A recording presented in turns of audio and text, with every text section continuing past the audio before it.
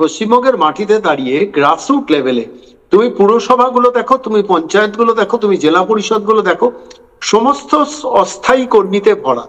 ফলত আলটিমেটলি নির্বাচন কমিশন চাইলেও স্থায়ী কর্মী, পার্মানেন্ট কর্মী পাবে কোথায়?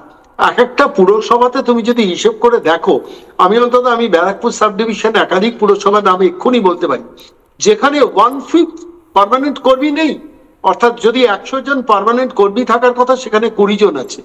যেখানে 1000 জন পার্মানেন্ট কর্মী থাকার কথা বড় পুরসভা বা কর্পোরেশনে, সেখানে 100-150 দিয়ে লোক চালাচ্ছে।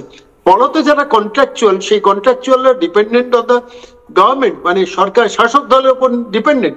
ফলত আলটিমেটলি তাদের দিয়ে অকাজ কুকাজগুলো করানোটা সুবিধে।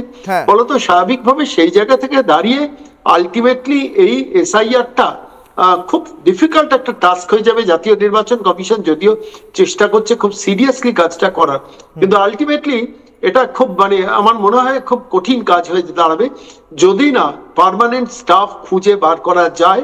এবং তুমি যদি আরো একটা জিনিস খেয়াল করে দেখো, কিশোর, আমি এটা বলে শেষ করব, শিক্ষক সংগঠনগুলোকে বিভিন্নভাবে, তৃণমূলপন্থী শিক্ষক সংগঠনগুলোকে আইনি আদালতে প্রক্রিয়ায় ঢুকিয়ে দেওয়া হচ্ছে যে আমাদের দিয়ে যেন বিএলওর কাজ করানো না হয়। তাহলে করবেটা কে পশ্চিমবঙ্গের মাটিতে দাঁড়িয়ে?